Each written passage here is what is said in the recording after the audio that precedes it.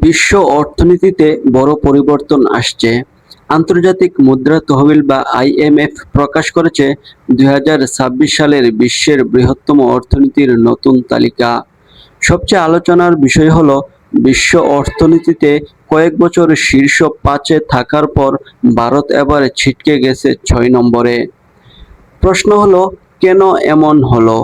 কে এখন বিশ্বের ১ নম্বর অর্থনীতিতে অবস্থান করছে? আর ভারত কি আবার ফিরে আসতে পারবে তার হারানো জায়গায়? সবকিছু জানাবো আজকের এই ভিডিওতে। ভিডিওটি শেষ পর্যন্ত দেখতে থাকুন। আইএমএফ এর এপ্রিল ২০২৬ সালের বিশ্ব অর্থনৈতিক পূর্বাভাস অনুযায়ী বিশ্বের মোট অর্থনীতি বা গ্লোবাল জিডিপি এবছর দাঁড়াতে পারে প্রায় ১২৩.৬ ট্রিলিয়ন ডলার।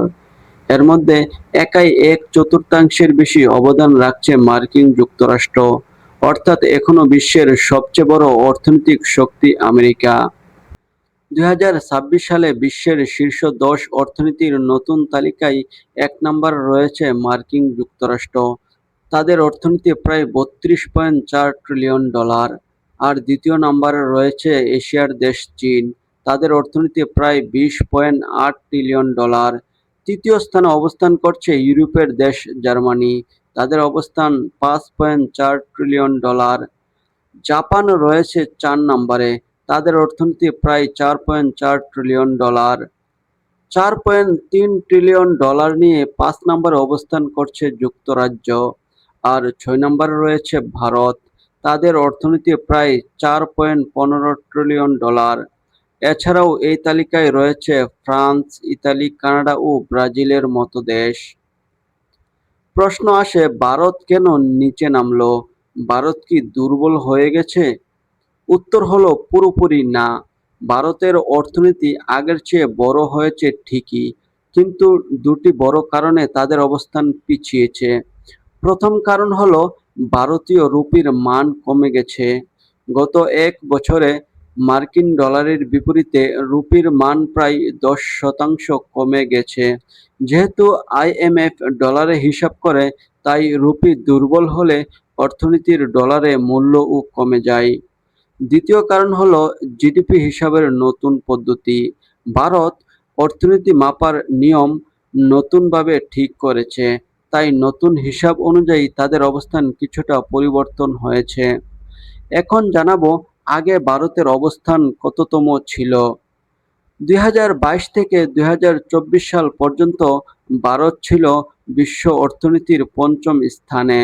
২০২৫ সালে এসে নেমে যায় ৬ষ্ঠ স্থানে। আর ২০২৬ সালেও সেই ৬ নম্বরে রয়েছে ভারত। অর্থাৎ টানা ২ বছর শীর্ষ ৫-এর বাইরে রয়েছে ভারতের অর্থনীতি। প্রশ্ন হলো, ভবিষ্যতে ভারতের জন্য কোনো সুখবর আছে কি না? উত্তর হলো হ্যাঁ, আছে। আইএমএফ বলছে ভারত খুব দ্রুত এগোচ্ছে। পূর্বাভাস অনুযায়ী ২০২৭ সালের মধ্যে ভারত জাপান ও যুক্তরাজ্যকে ছাড়িয়ে যাবে। আর ২০৩১ সালের মধ্যে জার্মানিকেও পেছনে ফেলে বিশ্বের তৃতীয় বৃহত্তম অর্থনীতি হতে পারে ভারত। অর্থাৎ আজ ৬ নম্বরে থাকলেও আগামী দশকে ভারত বিশ্ব অর্থনীতির বড় শক্তি হতে যাচ্ছে। আমেরিকা বনাম চীনের লড়াই অনেক আগ থেকেই। একসময় ধারণা করা হয়েছিল ২০২০ দশকেই বিশ্ব অর্থনীতিতে চীন আমেরিকাকে ছাড়িয়ে যাবে, কিন্তু নতুন হিসাব বলছে ২০৩০ সালের পরও আমেরিকাই শীর্ষস্থানে অবস্থান করবে। এটি যুক্তরাষ্ট্রের জন্য বড় সাফল্য আর চীনের জন্য সতর্ক বার্তা। প্রশ্ন থেকে যায়, এই তালিকার গুরুত্ব কি? একটি দেশের জিডিপি শুধু সংখ্যা নয়, এটি নির্ধারণ করে চাকরির সুযোগ, রাস্তাঘাট, অবকাঠামো, গণপরিবহন, স্বাস্থ্যসেবা, মানুষের আয় ও আন্তর্জাতিক প্রভাব। তাই এই তালিকায় পুরো বিশ্বের নজর থাকে।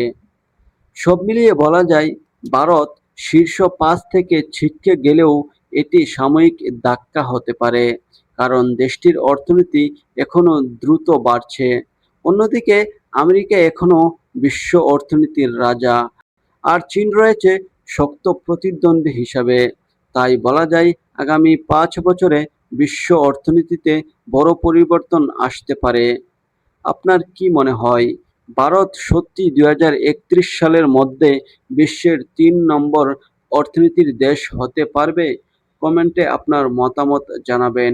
ভিডিওটি ভালো লাগলে লাইক দিন, শেয়ার করুন এবং সাবস্ক্রাইব করুন মুখোশ টিভি বাংলা। সবাইকে ধন্যবাদ।